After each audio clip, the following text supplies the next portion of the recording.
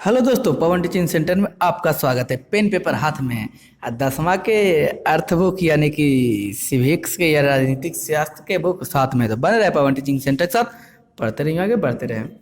जैसा कि इसके पहले हम लोग देख चुके हैं, कर चुके हैं। आज हम लोग देखेंगे गांधी जी ने एक बार कहा था। क्या कहा था? गांधी जी ने गांधी जी ने एक बार कहा था, धर्म को राजनीतिक से अलग नहीं किया जा सकता है। चाहे कुछ भी हो जाए, धर्म को आप राजनीति से अलग नहीं कर सकते। इसका अर्थ यह नहीं निकालना चाहिए कि हिंदू या इस्लाम धर्म में आधार पर राजनीति की नींव खड़ी की गई जाए। तो गांधी जी कहे कि धर्म से कभी भी राजनीति को धर्म से अलग नहीं किया जा सकता, लेकिन इसका अर्थ ये नहीं निकालिए कि इस्लाम हिंदू धर्म और इस्लाम धर्म से क्या किया जाए, राजनीतिक नींव खड़ी रहे, राजनीति का नींव खड़ा रहे। बल्कि उनका मानना था कि राजनीति का आधार नैतिक मूल्य होना चाहिए। राजनीतिक का आधार होना चाहिए कौन मूल्य? नैतिक मूल्य।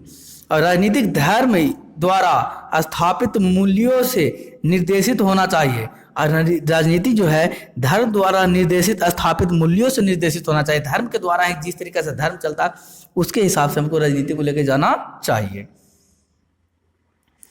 कह रहा एक मानवाधिकार समूह की रिपोर्ट के अनुसार भारत में सांप्रदायिक दंगा का सबसे बड़ा शिकार अल्पसंख्यक समुदाय है।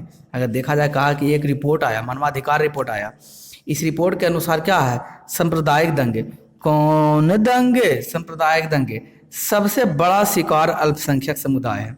तो कह रहा कि अल्पसंख्यक का समुदाय है जो क्या है? सबसे बड़ा है। ये तब अल्पसंख्यक की रक्षा के लिए विशेष संरक्षण की व्यवस्था है। क्या चीज के लिए? रक्षा के लिए एक क्या था? विशेष चीज की क्या? सुरक्षा है। कह रहे जो अल्पसंख्यक की रक्षा है उसका क्या है? एक विशेष सुरक्षा के लिए एक विशेष इंतजाम करना चाहिए। यानी कहने का मतलब यह हुआ, कह रहा महिला आंदोलन ने एक संदेश के माध्यम से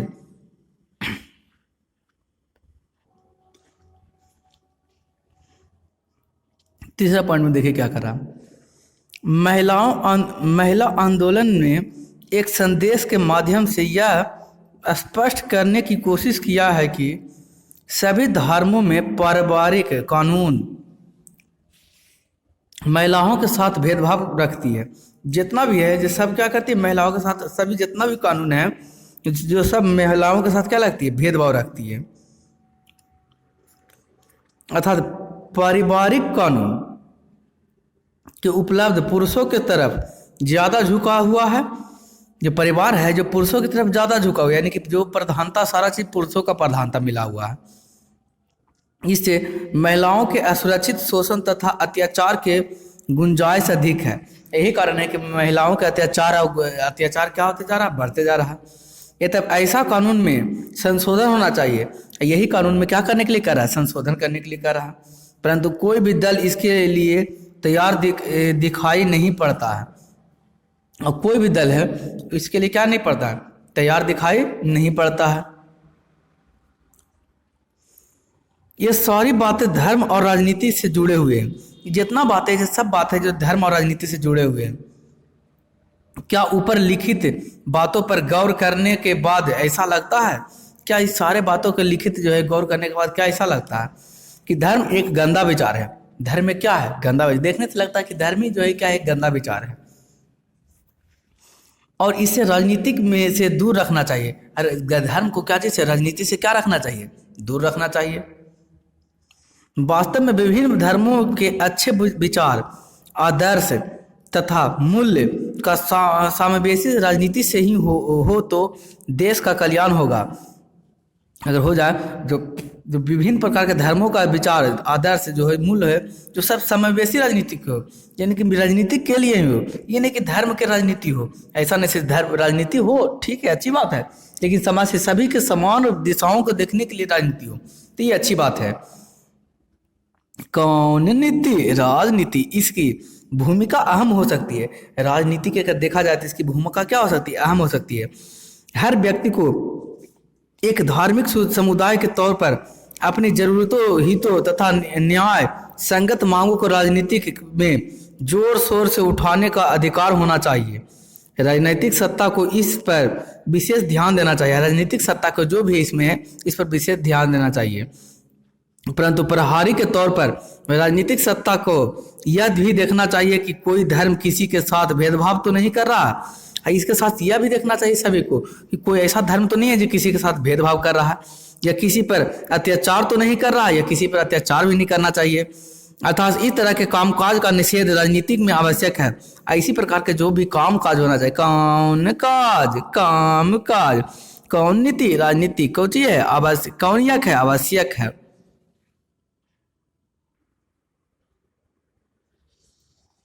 सांप्रदायिकता, कौनी एकता, सांप्रदायिकता। सांप्रदायिकता क्या होनी चाहिए? राजनीति में धर्म एक समस्या के रूप में तब खड़ी हो जाती है जब, राजनीतिक धर्म के समस्या के रूप में कब खड़ी हो जाती है? तब धर्म को राष्ट्र का आधार मान लिया जाता है। जब धर्म को क्या चीज मान लिया जाता है? राष्ट्र का आधार, यानी कि धर्म के ही हिसाब से राष्ट्र चल रहा, तो समझिए राजनीति आपका खत्म हो गया।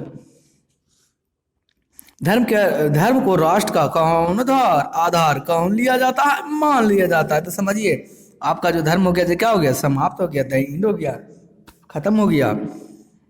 राजनीतिक में धर्म की अभिव्यक्ति एक समुदाय विशेष के विशिष्टता के लिए की जाती है। राजनीति किसी धर्म विशेष के दाव का पक्ष पोषण करने लगती है। किसी धर्म विशेष के अनुयायी दूसरे धर्मवालियों के खिलाफ मोर्चा खोलने लगते हैं। ऐसा तब होता है जब एक धर्म के विचार का दूसरे धर्म के विचारों में श्रेष्ठता माने जाने लगता है। कर ऐसा यह होता है जब धर्म के बारे में भी विचार में भेदता हो जाता है। जब एक धर्म दूसरे धर्म को मानता है कि तुम्हारे वाला धर्म से मेरा धर्म क्या बेहतर है, सर्वश्रेष्ठ है, सबसे अच्छा है और बढ़िया है, तब अगला कोई क्या लगने लगता है? बुरा लगने लगता है। इसके कारण यहाँ पर क्या आ जाता है? भेदभाव की नीति पैदा हो जाता है, जो देखने के लिए मिलता है।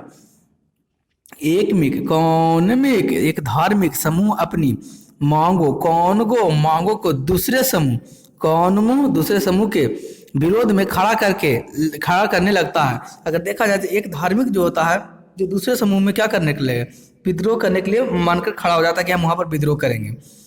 इस प्रक्रिया में राज अपनी सत्ता का उपयोगी किसी एक धर्म के विशेष के पक्ष में रखने लगता है। और यही होता है कि एक सत्ता, कोई भी है जो सत्ता होगा, जो राज में पक्ष में रखने के लिए हो जाता है कि मेरा ही बढ़िया है, मेरा ही धर्म बढ़िया है, इसलिए मेरा धर्म वाला जितना चाहिए और जो सरकार होना चाहिए, मेरे धर्म के लोगों को ही सरकार होना चाहिए। तो समस्या तो गहरी हो जाता है। और यही धीरे धीरे आकर समस्या क्या होती चली जाती है? गहरी हो जाती है। तथा दो धार्मिक समुदाय में हिंसात्मक तनाव शुरू हो जाता है। यही कारण है कि दो धार्मिक समुदाय में हिंसात्मक तनाव शुरू हो जाता है, जिसको तो हम लोग दंगा नाम देते हैं। राजनीति में धर्म को इस तरह इस्तेमाल करने की सांप्रदायिकता कहलाता है। इसी तरह राजनीतिक में इस्तेमाल करने की क्या है? सांप्रदायिकता नजर आता है। सांप्रदायिकता की परिभाषा, कौन भाषा, परिभाषा, किसकी परिभाषा? सांप्रदायिकता की परिभाषा। जब हम यह कहना शुरू करते हैं, कौची शुरू करते हैं? जब हम यह कहना शुरू करते हैं कि धर्म की समुदाय का निर्माण करती है, कह सकते हैं कि धर्म ही क्या करती है? समुदाय का निर्माण करती है। तो सांप्रदायिकता राजनीति, कौन नीति, सांप्रदायिकता राजनीतिक जन्म लेने लगती है। जैसे धर्म समुदाय के रूप में बन गया, यहाँ पर तभी कहा जा सकता है कि सांप्रदायिकता राजनीति क्या लेने लगी? जन्म लेने लगी। और इस अवधारणा पर आधारित सोच ही सांप्रदायिकता है। यही अवधारणा पर जो आधारित सोच है वही क्या है? सांप्रदायिकता कहलाता है। धर्म के हिसाब से समुदाय बना, समुदाय का जो सोच है वो बन गया, वही सांप्रदायिकता कहलाएगा। इसके अनुसार, किसके अनुसार? इसके अनुसार। बोल सर इतना तो पढ़ा दिए, आप तो लिखेंगे नोट्सवा क्या बनाएंगे? हमको देखिए, आपको यहाँ पर है राजनीतिक एवं सांप्रदायिकता का स्वरूप। यहाँ से आप यहाँ पर क्या लीजिएगा, लिख लीजिएगा। ये सारा पॉइंट बाय पॉइंट करके आपको बढ़िया से क्या हो जाएगा, ये आपको नोट्स तैयार हो जाएगा। सांप्रदायिकता की राजनीति हम समझा रहे थे, और यहाँ पर आपको नोट्स के रूप में बढ़िया से क्या किया हुआ है, दिया भी हुआ है। पढ़ लो चाहे कहीं से, प्रश्न और सफ बनेगा यहीं से। इसलिए तो कहते हैं कौन देने योगवाद, ध्यान देने योगवाद। यहाँ तक क्या कर लीजिए, इस सांप्रदायिकता की राजनीति था। आगे हम लोग फिर पढ़ेंगे जिसे धर्मनिरपेक्ष शासन की अवधारणा, उसके बारे में भी चर्चा करेंगे। यहाँ पर क्या कर सकते हैं, आप लिख सकते हैं वीडियो पॉज करके नोट्स के रूप में। इसलिए कहते हैं यूट्यूब पर पहली बार आपको यहाँ नोट्स भी दिया जाएगा, आप समझाया भी जा रहा है, पर क्वेश्चन आंसर, और यहाँ पर फिर क्वेश्चन आंसर भी दिया जाएगा आपको। एक एक चीज़ की सुविधा यहाँ पर है। तो खाली बस बने रहे पेपर टीचिंग सेंटर के साथ, पढ़ते रहिए, आगे बढ़ते रहें। अगर वीडियो आपको अच्छा लगा तो लाइक और शेयर जरूर करें, अपने दोस्तों के साथ एक बार जरूर शेयर करें। इसके अनुसार एक धर्म विशेष में आस्था रखने वाली एक ही समुदाय के होते हैं। एक ही जो होता है, इसका आस्था रखने वाला जो होता है एक ही समुदाय को होता है। उनके मौलिक तथा महत्वपूर्ण हित एक ही जैसा होता है। इसके मौलिक होता है जो महत्वपूर्ण हित क्या चीज़ होता है, एक ही जैसा होता है, अलग अलग नहीं होता है। यद्यपि इस धर्म विशेष समुदाय के सदस्यों में भेदभाव हो सकता है। यही है कि इसके धर्म विशेष समुदाय में क्या चीज़ हो सकता है, सदस्यों में भेदभाव हो सकता है, परंतु इस मतभेद को कोई अहमियत नहीं देती है। यही होता है कि इस मतभेद को क्या चीज़ होता है, कोई अहमियत नहीं देती है, और सभी को एक तरह का सोच रखना आवश्यक है। कौनियक है, आवश्यक है। सभी को एक तरह से सोच रखना क्या चाहिए, आवश्यक है। इस धर्म विशेष समुदाय के सदस्यों का यह मत भी होता है कि दूसरे धर्म के लोग की सोच और हित उसके विपरीत हो जाए। यही कहने का मतलब होता है कि उसका सोच हो जाता है, समस्याओं का सोच हो जाता है, समुदाय का सदस्यों का मत यह हो जाता है कि दूसरे समुदाय के लोग का सोच छोटा है, हमारे समुदाय का सोच क्या है, अच्छा है और बढ़िया है। यद्यपि कई धर्म समुदाय अपने सोच में एकता दर्शाते हैं। बहुत सा आप समुदाय को देखिएगा, धर्म में देखिएगा कि इसमें एकता रहता है, एक ही सोच सभी पालन करते हैं। तो यह केवल ऊपरी होती है, एकता तो रहता है समुदाय में, लेकिन सिर्फ ऊपर रहता है, अंदरूनी कुछ और चल रहा है। नहीं कहता बगल में राम मन में राम बगल में छुरी वाला हाल किए हुए हैं। निश्चित रूप से अलग अलग धर्म समुदाय के लोगों के हित अलग होते ही हैं। इनमें तनाव की गुंजाइश अधिक होती है। इनमें क्या चीज़ होती है, तनाव की गुंजाइश धीरे धीरे क्या चीज़ होती चल जाती है, बढ़ते चल जाती है, कह सकते हैं अधिक होती है। समुदाय विशेष के सोच जब उग्र होने लगते हैं तो यह तनाव भी उग्र हो जाता है। अगर देखा जाए समुदाय सोच के क्या चीज़ होते लगते, समुदाय का अगर सोच क्या होने लगा, उग्र होने लगा, तो यहाँ के जो सभी लोगों के अंदर तनाव भी क्या होती है, उग्र हो जाती है। उग्र मतलब क्या, गुस्सैल टाइप का हो जाता है कि नहीं मेरा बढ़िया तुम्हारा खराब है, तुमको यार तुम्हारा बढ़िया कैसे होगा, मेरा ये चीज़ है मेरा वो चीज़ है, अपना अपना गुण के बारे में क्या बताने लगते हैं, और हिंसात्मक विरोध शुरू हो जाता है। यही धीरे धीरे क्या चीज़ हो जाता है, हिंसात्मक विरोध शुरू होते चला जाता है। कौन विचार पनपने लगता है, धीरे धीरे विचार पनपने लगता है कि एक ही राष्ट्र में समान नागरिकों के तौर पर दूसरे धर्म समुदाय के लोग नहीं रह सकते हैं। यही विचार पनपने लगता है सभी के मन में कि एक नगर में, एक शहर में एक ही प्रकार के समुदाय के धर्म के लोग रह सकते हैं। जिसका बहुलता ज़्यादा वही रहेगा, जिसकी बहुलता कम वो उसको रहना देना नहीं चाहिए। इस मानसिकता के लिए मानसिकता इसके अनुसार दूसरे धर्मलंबियों को कौनबुर मजबूर कर दिया जाता है कि ये तो वे अपने अलग राष्ट्र बनाएंगे या उसके धर्म के वर्चस्व को स्वीकार कर लें, या तो अपना अलग राष्ट्र को क्या करें बना ले, यानी तो मेरा जो धर्म हम मान रहे हैं उसी धर्म को तुमको भी क्या करना पड़ेगा, मानना पड़ेगा। बहुत सारे देश में जाइए देखिए, एक ही धर्म के लोग रहते हैं वहाँ पर, उन्हीं का मानना पड़ता है। आइए अफगानिस्तान को देखिए, अफगानिस्तान में चले जाइए, क्या होता है उनको काबुल जो क्या कर लिया है, इकट्ठा कर लिया, उसको हथियार लिया, वहाँ एक ही हिंदू मुस्लिम धर्म को क्या किया जाता है, माना जा रहा है। सबको वहाँ रहने वाले को सबको माना जाएगा। हम किसी धर्म का स्पेशल नहीं नाम ले रहे हैं, हम समझाने का प्रयास करें। ये नहीं कि हम मुस्लिम को कर रहे हैं बुरा, हिंदू को धर्म को क्या कर रहे हैं अच्छा कर रहे हैं। सब धर्म क्या है, मेरे लिए एक ही समान है। यहाँ पढ़ने का है इसलिए समझाने का हम समझा दें आपको। तथा उस पर थोपे गए निर्देश को निर्वहन करता है। और वहाँ पर क्या होता है, वहाँ पर जो भी धर्म बन गए हैं वर्चस्व चलने लगता है। जो जिसका जनसंख्या ज़्यादा है वही धर्म के लोग को मानने लगते हैं, और सभी जो कहते हैं उसको उनका क्या करना पड़ता है। इस तरह का अवधारणा बहुत ही गलत है, क्योंकि हर व्यक्ति की आकांक्षाएं निश्चित रूप से एक ही नहीं हो सकती है। इसका जो अवधारणा है ये क्या है, गलत है। हर एक व्यक्ति को अवधारणा जो क्या है एक निश्चित रूप से अलग नहीं हो सकती है। हर व्यक्ति का समाज में अलग अलग भूमिका है। भूमिका कैसा भूमिका, अलग अलग भूमिका है। उनकी स्थिति और हैसियत अलग अलग है, उनकी स्थिति भी है।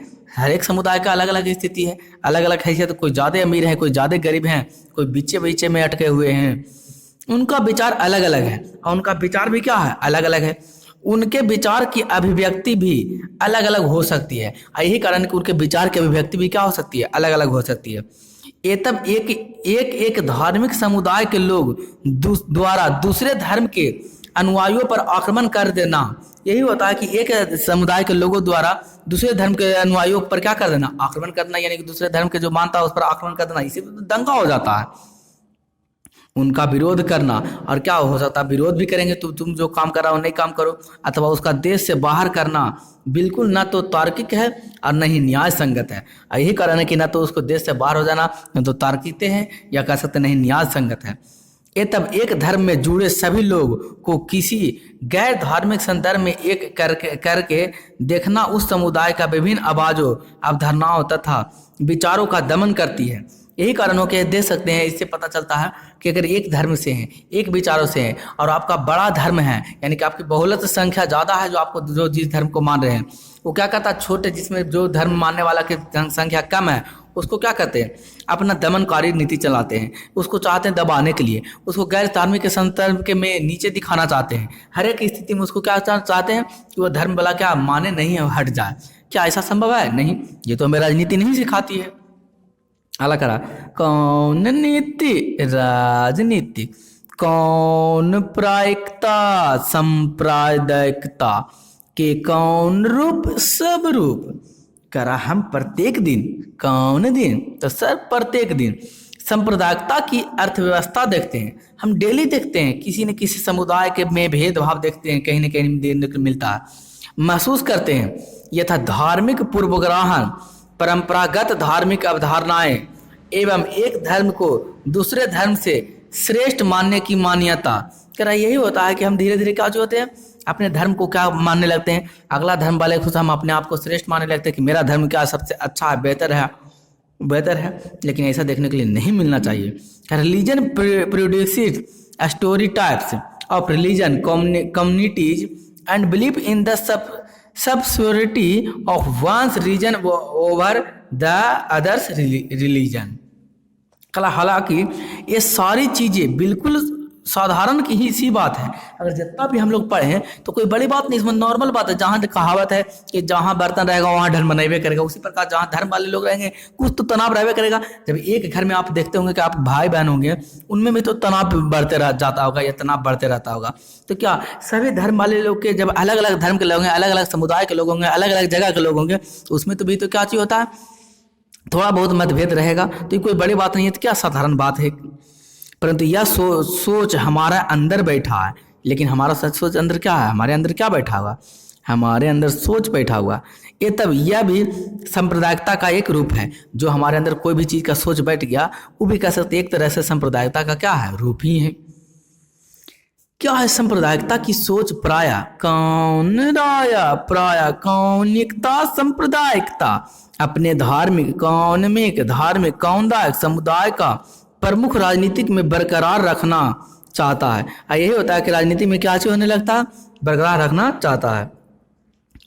जो लोग बहुसंख्यक समुदाय के होते हैं, इनकी यह कोशिका बहुसंख्यवाद का रूप ले लेती है। यही होता है कि जो भी लोग होते हैं, जो अल्पसंख्यक लोग होते हैं, जिनकी बहुलता कम होती है, उनको क्या बहुसंख्यक लोग उसको दबाने की कोशिश करते हैं। उदाहरणतः श्रीलंका में सिसिलियों का बहुसंख्यवाद है, यानी बहुत ज़्यादा जनसंख्या में। यह लोकतांत्रिक रूप से निर्वाचित सरकार ने भी सिहली समुदाय की प्रभुत्ता कायम करने के लिए अपने बहुसंख्यक परिस्थिति के तहत कई कदम उठाए।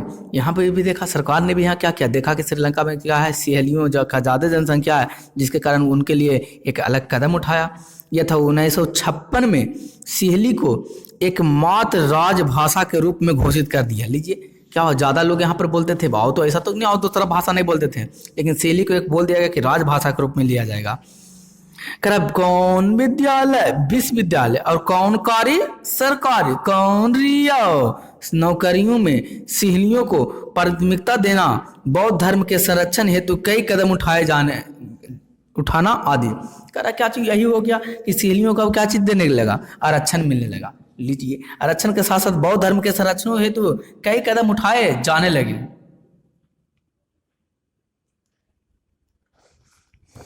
दूसरा, सांप्रदायिकता के आधार पर राजनीतिक गोलीबंदी, कौन बंदी, गोलबंदी सांप्रदायिकता का दूसरा रूप है।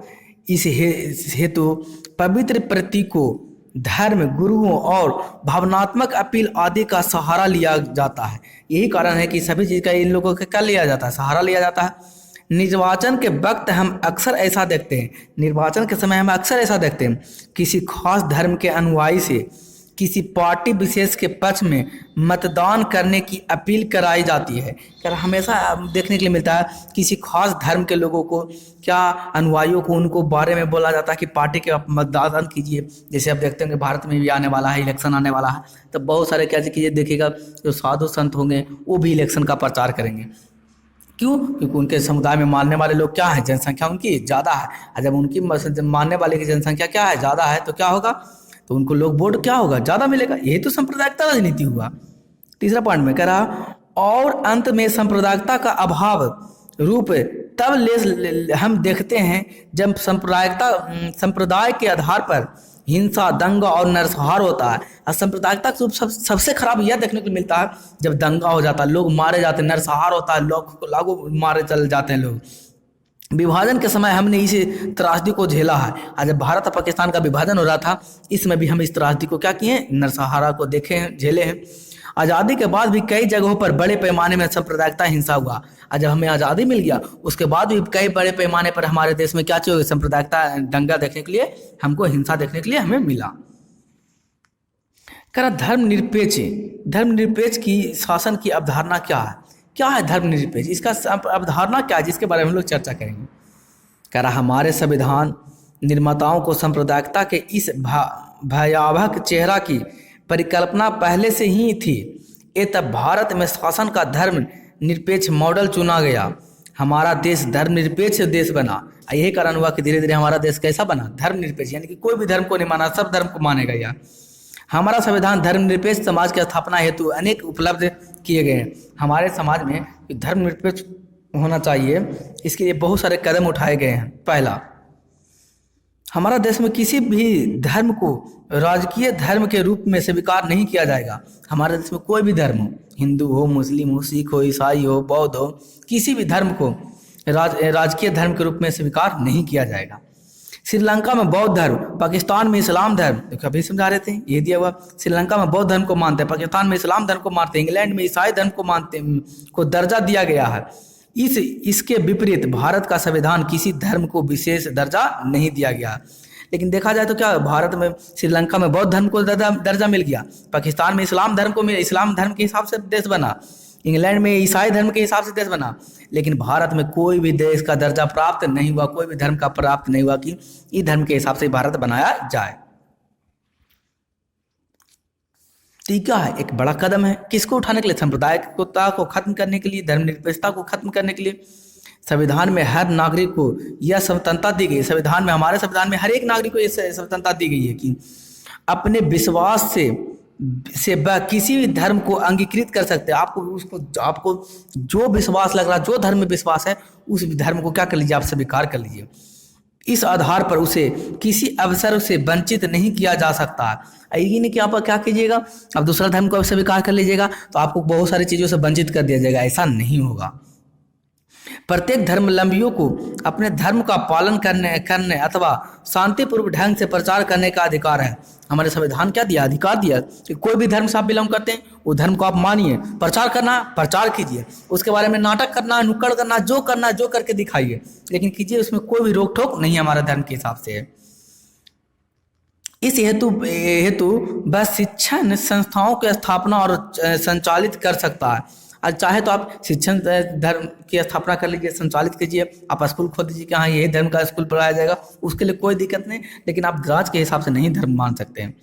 तीसरा हम कह रहा, हमारे संविधान के अनुसार धर्म के आधार पर किसी प्रकार का भेदभाव असंवैधानिक घोषित है। अगर देखा जाए, हमारे संविधान के अनुसार देखा जाए, धर्म जो है, धर्म के आधार पर क्या, कोई भी प्रकार का भेदभाव स्वीकार नहीं किया जाएगा। ये असंवैधानिक है। संवैधानिक मतलब क्या, संविधान में लिखा हुआ है, संवैधानिक मतलब कोई संविधान भी इसको मानेगा नहीं। कह रहा 4 में, संविधान के अनुसार धार्मिक समुदाय में समानता स्थापित करने के लिए धार्मिक मामलों, कौन मामलों, धार्मिक मामलों संविधान में दिया गया है। समुदाय के बाद धार्मिक समुदाय को मानते हैं, ठीक है, आपको मान्यता दिया जाएगा।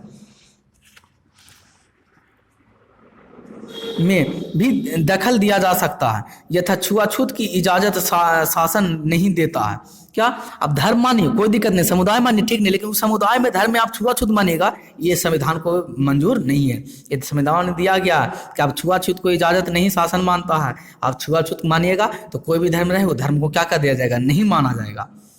धर्मनिरपेक्ष केवल विचारधारा ही नहीं है बल्कि संविधान की बुनियादी है। अगर कहा जाए धर्मनिरपेक्ष जो है संविधान की क्या है, ये विचारधारा नहीं एक प्रकार से कि धर्मनिरपेक्ष कोई भी धर्म होना ही नहीं चाहिए, सब धर्म जिसको जो धर्म मानना मानिए तो धर्मनिरपेक्ष कहलाएगा।